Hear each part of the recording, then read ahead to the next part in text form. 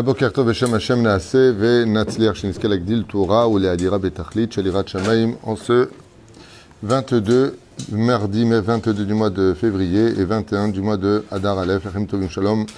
Jour acheté par Naël habitant pour la refoua shlema rapide de Shlomo Ben Dvora, qu'il puisse toujours étudier la Torah sans problème, Bezrat Hashem, de santé, réussite sur tous ses chemins, bracha v'atzlacha bechol ma'aseh adav, yaskil v'yatzliach Bezrat Hashem, et un grand bonheur aussi, Bezrat Hashem, pour Naël habitant d'avoir resté chez Shiur, que Dieu la comble de joie sur tous ses chemins.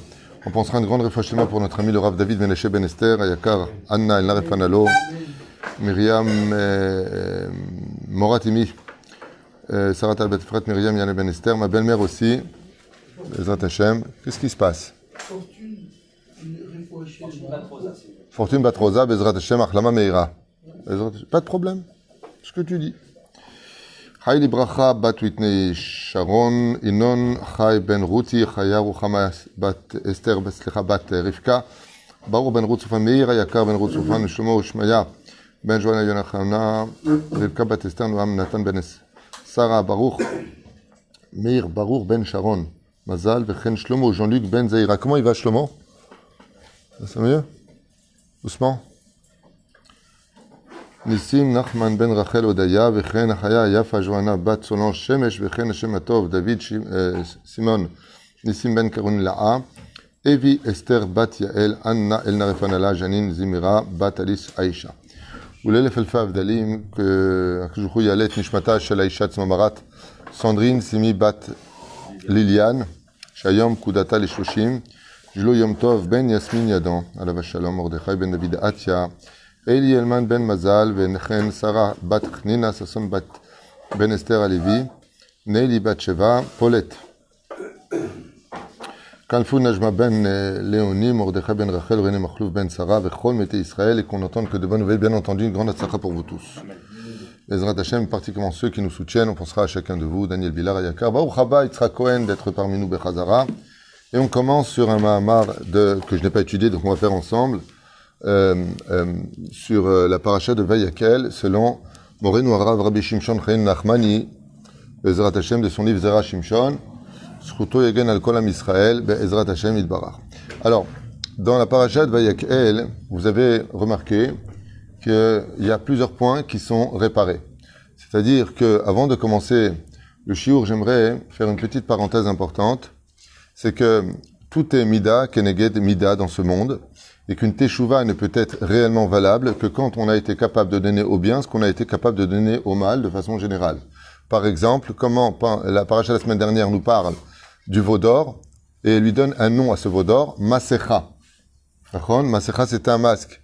Moshe descend à la fin de la paracha de Kitissa avec un voile sur le visage. Vous avez été capable de masquer la réalité, alors la vérité maintenant devra se dévoiler par le fait que Moshe Rabbeinu masque son visage. Deuxième point, par exemple, ils se sont tous réunis autour du veau d'or, parachat Vayakel. Il faudra maintenant vous réunir pour la Kedusha. Vous avez su vous réunir en boîte de nuit à faire des shtouyot, il faudra vous réunir à la Beth Knesset pour prier à Hachem. C'est bien. Encore un exemple que l'on peut trouver ici. Je trouve que cet exemple-là, il est vital pour chacun de nous. C'est le domaine du pardon. Vous savez, très souvent, quand on a un conflit réel avec une personne, un conflit sérieux, eh bien, on peut arriver à faire la paix, mais en réalité, dans son cœur, c'est maintenant chacun chez soi. C'est-à-dire qu'il n'y a pas de suivi, il n'y a pas de continuité à cette amitié, ou combien bien il y en aurait une, il y a une cicatrice qui s'est installée, voire instaurée dans la relation entre une personne et son prochain. Chez Akadosh Baruch Hu, si on regardait un petit peu la paracha de Vayakel, Chaz v'Shalom, sans vouloir être dur dans les mots, mais pour une personne qui n'est pas initiée à l'étude de la Torah, c'est un peu barbant. Pourquoi c'est barbant? Parce que tout ce qui est marqué dans Vayakel, qui est très long, a déjà été marqué juste la semaine dernière. Juste la semaine dernière. Ça veut dire vraiment, le mec, il étudie même en français. On reparle des ustensiles, et on reparle en 2 versets des vêtements du Kohen Gadol, et on reparle de tout ce qui a été dit, redit, et le kior, et la menorah, et le shulchan. Ça a été dit. Combien tu vas le répéter? Lama. Ma siba, shematza nachon haTorah, gdosha v'teora, de nous parler sur le domaine de l'éternité, car la Torah est éternelle, pourquoi est-ce que la Torah aurait-elle besoin de nous reparler de ce dont elle nous a reparlé? Maximum des maximums. Si tu n'as pas compris, reviens en arrière. Arrête, la Torah est éternelle. Et ici, il y a un grand Moussar Eskel qu'il faut retenir sur cette paracha extraordinaire de Vayakel. Donc, dans une année normale, c'est Vayakel Pikoudé. Cette année, comme c'est une année bissextile, eh bien, ce sera Vayakel et Pikoudé la semaine prochaine, Bezrat Hashem. Aval, Ashela Gdola, Lama Larzor. Est-ce que vous avez une idée sur le sujet, même si j'en ai parlé il y a 3 ans déjà dans un cours? Est-ce que vous avez une idée pourquoi la Torah Meshar Zeret Alatzma? Pourquoi est-ce que la Torah a-t-elle besoin de revenir sur ce qu'elle a expliqué en long, en large et en travers? Lama. Arrête, il n'y a pas 2 fois la paracha de Noach. On peut rappeler des événements de Noach. Mais là, c'est dû vraiment verset par verset. Tu les retrouves exactement la même chose. Il n'y a pas de chidouche dans l'absolu, sauf si tu sais étudier. Si tu sais étudier, approfondir les versets, ben, moi, c'est plein de chidushim. Aval dans le Tachlesken. Il s'adressait au Kahal avant qu'il s'adressait à Betzalel et à... Alors justement, dans la paracha de la semaine, il s'adresse à Betzalel, qui a été dit la semaine dernière, et à Olivama. Et bien, c'est Vayakel, au Kahal. Non, alors ça commence par Vayakel, mais après on ne retourne pas dans le... Toi, je comprends ce que tu veux dire. Je veux dire que ça a été dit avant à l'échelle individuelle, et maintenant c'est à l'échelle générale. C'est mignon, mais le problème qu'il y a, c'est que Vayakel s'adresse qu'au premier point de réunir les enfants à la Beth Knesset pour pouvoir partager justement la reconstruction du temple, l'importance d'être ensemble, ok? Mais quand on parle des Kélim, ça concerne que 2 personnes. Betzalel à Olivama. Donc, où est le Tzibour? C'est exactement ce qu'il y a eu la semaine dernière. Et qu'on a lu au préalable. Donc, pourquoi revenir sur cela? Si vous aviez suivi ce qu'on a dit au début, on a dit que dans le dysfonctionnement de la vie, quand on a une affaire à faire avec une personne, par exemple, et que ça l'a pas fait entre nous. Alors, pas du tout. La nature de l'homme, quand il est déçu, c'est de s'éloigner. Il n'y a pas vraiment de kafsrout. Le kafsrout, il est très philosophique chez nous. C'est bon, c'est pas grave, on s'est pas entendu. Au fond du cœur, il y a toujours quelque chose. Y a pas. On va faire le shalom, c'est qui pour. Allez, on se pardonne, ça va, ouais, viens, on boira un café. Hein. Il a jamais été bu ce café. Parce qu'au fond de soi, on n'a pas envie de le boire, le café. Il vient à Torah Gdosha, et elle nous dit, quand est-ce que vous allez vous voir? Quand est-ce que vous allez être ensemble?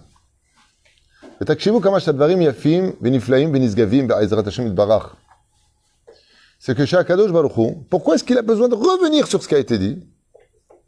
Parce que on aurait pu penser qu'une fois qu'il nous a donné tous ces commandements avec amour, voilà ce que vous allez me faire, mes chers enfants. Dieu, il n'a pas besoin de nous. Il a créé juste avec un seul souffle toute l'histoire de l'humanité, l'univers. Il n'a pas besoin qu'on le fabrique des ustensiles dans le Beth Amikdash. Il nous donne ce mérite. Voilà ce que je vais faire pour toi. Je vais te donner le mérite de pouvoir me construire, dira Batartonim, un appartement dans le monde d'en bas. Faites-moi un lieu, je veux résider avec vous, je vous aime. Ok? Et nous, qu'est-ce qu'on lui fait à Dieu? Va te faire cuire un œuf. On fait le veau d'or, on va pas commencer à se plaindre tout le temps.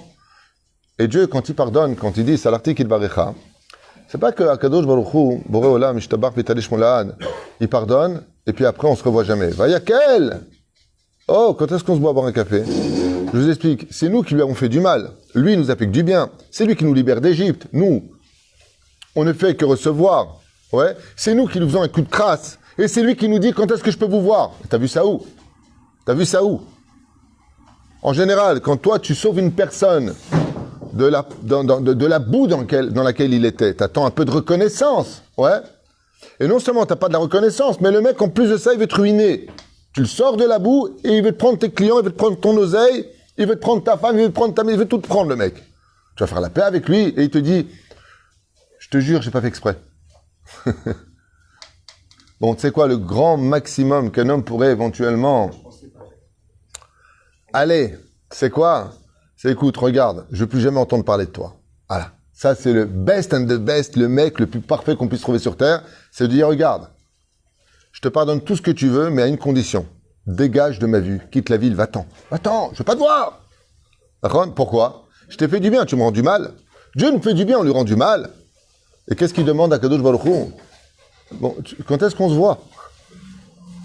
C'est-à-dire que celui qui a subi cette injustice, dans sa miséricorde incommensurable, vient nous dire à nous, bon, nous, quand est-ce qu'on se voit? C'est toi au téléphone? Tu veux me voir moi? Tu sais que je suis le mec qui t'a fait autant de mal? Ouais, et tu veux me voir? Vayak El Moshe. Alors quel rapport avec la question maintenant? Pourquoi revenir de façon un peu, c'est pas une critique, mais c'est un peu barbant. Moi j'ai déjà fait Shtamei Chavechat Targum, c'est répète, hein, ça répète. Eh bien écoutez bien la réponse parce qu'elle valait le coup d'être entendue. Il y a raison que ce soit pour sa réfoua shlema, comme ça a été acheté et demandé. La Torah vient nous dire quelque chose de nifla. Elle vient nous dire, tu te rappelles ce que je t'ai dit avant que tu fautes, avant que tu sois ingrat, avant que tu m'envoies balader, avant que tu ne m'aies remplacé, même si le vaudor est venu remplacer Moshe, non pas Dieu dans l'absolu. Mais tu te rappelles tous les détails de ce que je t'ai donné? Il dit ok. Ema d'avoir domé. C'est comme un roi qui était vraiment très empris d'amour pour un de ses ministres. Il a choisi parmi 70 ministres, il a choisi. Avec un amour incommensurable, une confiance, une amitié digne d'un père et d'un fils. Et il lui a donné une très grosse somme d'argent dans un sac. Et lui, qu'est-ce qu'il a fait? Il s'est intéressé dans Manienne, combien il y a de pièces? Et il commence à compter. Et il voit qu'il y a exactement 613 pièces. Il est comme un fou. Et puis, malheureusement, il trahit son roi. Et le roi lui pardonne. Le roi reprend le même sac qu'il lui avait donné avant et lui dit, tu sais quoi, puisque maintenant on a fait la paix, prends le sac. Vient le ministre et qu'est-ce qu'il fait? Il dit, d'accord. Il se met de côté. Il dit, bêtard qu'il a dû m'enlever au moins la moitié. Il ne peut pas me redonner exactement la même chose.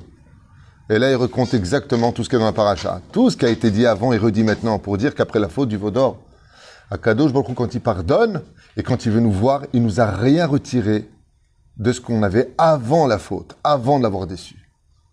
Les d'avoir chez Ifshar et Taher. Comme t'as un mec qui travaille dans ta société, et le mec dans ta propre société, il te trahit, il te coule ta société volontairement. En disant, ouais, mais tu comprends. Bon, tu sais quoi, tu restes. Mais tu restes pas ici, hein. Tu restes en bas, là, dans la réception, tu reçois les gens, c'est où? Digmar. Ouais, t'as quitté ta place de sous-directeur, t'es viré. Et là, le mec, on lui dit, non, tu retournes à ta place de sous-directeur. Il dit, mais bêtard, j'ai plus la même secrétaire. Si, t'as la même secrétaire. Quand j'ai la même paye, t'as la même paye. Mais non, c'est pas possible. C'est ce que fait la paracha de Vayekel. Bien, Kadosh Baruch Hu Boré Olam. Brahmanu Tagdola Shelo. Combien cette paracha doit être lue avec amour, particulièrement, parce que Kadosh Baruch Hu nous donne une leçon, ici, de morale, qui n'appartient qu'au divin. Non seulement Dieu nous pardonne, mais il nous remet dans la même position sans avoir retiré quoi que ce soit de toutes les conditions. Tout est pac, précisé. Il manque rien de ce que Dieu t'avait donné avant et de ce que Akadosh Baruch Hu te donne aujourd'hui. C'est ce qu'on appelle en français faire table rase. On oublie totalement le passé. Et je vous dis franchement, ce degré-là ne peut exister que dans un seul unique domaine de relation. Non. Et vous allez comprendre combien on utilise très souvent des mots sans comprendre le sens de ce que l'on dit avec notre bouche. C'est ce qu'on appelle un vrai ami. Avec un copain, ça ne peut pas se faire. Avec une relation, ça ne peut pas se faire. Avec un vrai ami, le vrai, celui dont parle la Torah, Yedidim Averouyam, mes amis ont traversé main dans la main avec moi. Ouais. Il n'y a qu'avec un vrai ami qu'on peut le faire. Un vrai ami. Parce qu'un vrai ami, on sait que s'il nous a trahis, Bémet, c'était une faiblesse. Un vrai ami. Je parle de quelqu'un de normal, parce qu'aujourd'hui, c'est pas évident de trouver forcément des amis normaux. Il y a beaucoup de jalousie quand on entend les informations, des propositions, ne serait-ce de ce qui se passe en France. C'est vraiment à mourir de rire. D'où vous allez trouver l'argent? Je ne veux pas donner le nom, je ne veux pas perdre de temps avec ça. Ça ne me regarde même pas, c'est en France, mais je prendrai l'argent des riches pour le donner aux pauvres. On a des nouveaux rabbins, des Robins des Bois, qui sont prêts. C'est tellement stupide de parler comme ça, parce que ça veut dire qu'en fin de compte, tu vas encourager les gens d'abord à quitter la France, deuxièmement à refuser d'être riche, puisque personne ne voudra travailler pour donner ça, et en plus tu veux donner aux Français à la limite. Tu prends la fortune de la France pour la donner aux Français, mais c'est prendre la fortune de ceux qui sont en France à donner à des étrangers. Tu prétends que là-bas ils n'étaient pas bien? Les gens sont un peu tralala. Et puis, c'est quoi au niveau mathématique? Pour vous dire à quel point les gens sont malades de l'esprit.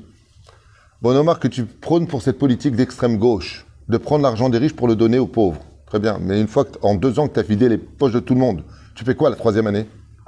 C'est tellement stupide, c'est tellement du lèche-botte pour avoir des voix que, à la limite, commence par donner ta maison aux pauvres au lieu de dire aux autres ce qu'ils devraient faire.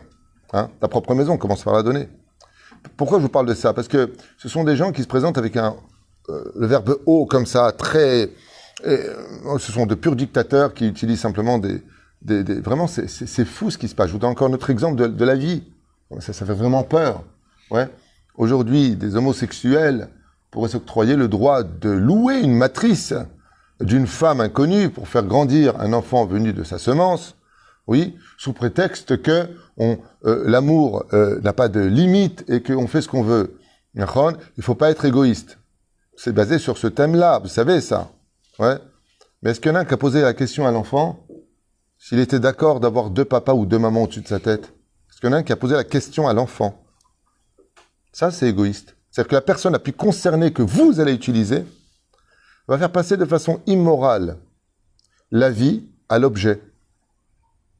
Ça veut dire que l'enfant n'est plus une légitimité familiale, elle devient un bien matrimonial, pardon. Et les gens qui prônent pour cette idéologie, se présentent comme des intellectuels. Pire encore, du pire, au nom de la démocratie, c'est une extrême minorité mondiale qui mène la majorité.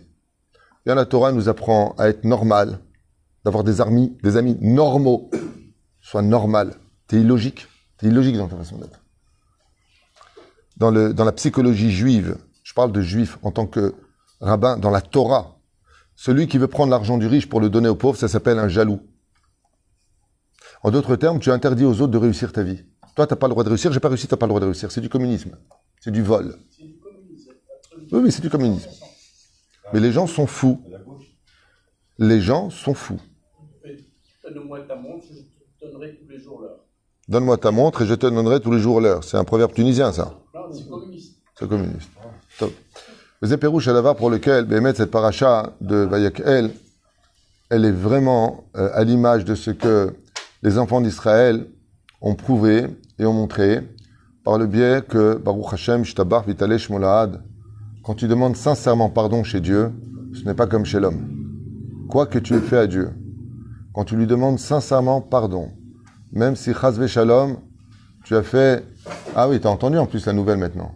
Tu as fait passer la loi que tu peux tuer un enfant même après 22 semaines. Si tu estimes que tu n'en veux pas, mais attention, ça va. Tu injectes un produit à l'intérieur, avec bien entendu la cravate, le col blanc. Ça s'appelle tout simplement un meurtre, mais officiellement moral. Les gens deviennent totalement fous. C'est de la folie ce qui se passe. Tu tues un enfant dans le ventre de sa mère. C'est que l'enfant, à cet âge-là, il peut sortir déjà. Il est déjà à 8 mois. Même à 9 mois, tant qu'il n'est pas sorti, tu peux le tuer, l'enfant. C'est que dès que tu le sors devant de sa mère, tu mets une petite claque, l'enfant, ça y est, il est là. Mais tu l'asphyxies, tu le gazes à l'intérieur. Parce que, mais j'ai pas envie. Il a un défaut, j'ai pas envie. Dieu a promis de ne plus jamais rapporter un déluge d'eau sur terre, mais il a jamais promis de ne plus apporter un déluge de feu sur terre. Les gens sont devenus fous. Le pire, c'est qu'ils se cachent derrière cette facette de moralité qui vraiment fait peur. Ça me rappelle l'histoire d'un couple qui est venu me voir il y a 3 ans au bureau, et le mec, il a frappé sa femme, et je lui dis, pourquoi vous avez frappé votre femme, que je comprenne, et il me dit, elle m'avait énervé. Je lui dis, d'accord. Donc je lui dis, moi, si tu m'énerves, je peux te frapper, donc, selon ton principe. Il me dit non. Je dis, pourquoi? Il dit, parce que... Et puis il s'est mis à rire. Comment? Laisse tomber. Grotaï et Rabotaï, Zéperouche Adavar, pourquoi Akadosh Baruch Hu vient nous réunir? Si aujourd'hui on veut reconstruire l'amour chinam, l'amour gratuit, c'est dans cette égie. Qui serait capable de donner un coup de téléphone à quelqu'un pour le revoir? Pour le revoir. Si on dit, ouais, attends, et si continue? Ok, c'est bien, tu le fais une fois, mais si continue? Regardez le Tanakh, regardez la suite. Jusqu'à aujourd'hui, on continue. Jusqu'à aujourd'hui, on perpétue, et tsarinu arabe, cette haine gratuite entre nous, au lieu de nous remettre en question et d'être beaucoup plus humbles les uns avec les autres, de poser des questions au lieu de venir avec déjà des préjugés. on n'a que des réponses à donner de chacun et que des critiques. Vezé Perouch Adavar, pourquoi ce Shabbat s'appelle Vayak El Moshe? Parce que Moshe Rabbeinu, il veut réunir tout le monde pour faire comprendre que la meilleure façon de comprendre l'autre, bien c'est de lui parler, de savoir pourquoi. Est-ce que tu es vraiment mauvais? Est-ce que tu as une faiblesse? Est-ce que tu as une jalousie? Je me souviens qu'une fois à la maison, je vivais à Jérusalem, Tibanem et Tikonem, j'avais un invité qui venait assez souvent, de façon régulière tous les Shabbats. Et à un moment, je lui ai dit, je ne pourrai plus t'accueillir le Shabbat. Alors, il m'a dit pourquoi? Je lui ai dit parce que je risquerais de ne pas t'accueillir comme la Torah me le demande. Alors il m'a dit, pourquoi? Je lui ai dit, je vais te dire pourquoi. Parce que tu es toujours en train de dire comment je dois éduquer mes enfants, si quel camembert je dois acheter ou pas.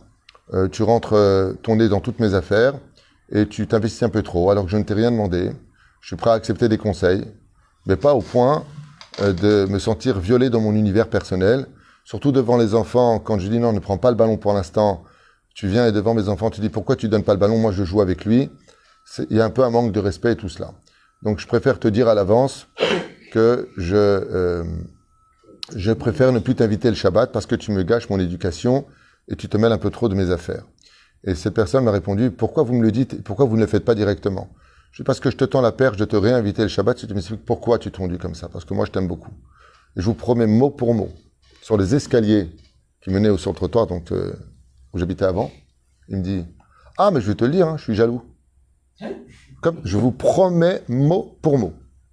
Comme ça, en plus cool, hein. Ah mais je vais te le dire, je suis jaloux, il m'a dit. Je suis jaloux. Je vois ta vie, je vois les enfants, je suis jaloux. Moi je vois pas mes gosses, il m'a dit. Vous avez descendu aux escaliers plus vite? Non, au contraire. Je l'ai accompagné, j'ai mis la main sur l'épaule, je lui ai dit, alors reviens le Shabbat prochain, je t'aiderai à arrêter d'être jaloux, puisque je vais partager avec toi ce que je pourrais te donner comme bonheur. Et car Chaya Alach le Bet Olamo, qui est tzaddik, il a été enterré au Harazitim, et jusqu'à aujourd'hui je pense à lui. Lama, parce que j'ai fait de lui un vrai ami. C'est ça, un ami, la vache shalom. Un ami, c'est quelqu'un que tu aimes pour ce qu'il est, et tu vas l'aider quand ça ne va pas chez lui. Et comme c'était un vrai ami, il m'a dit, je te dis, hein, je suis jaloux. J'ai adoré sa réponse. J'ai même souri quand il m'a dit ça. C'est pas une question de franchise.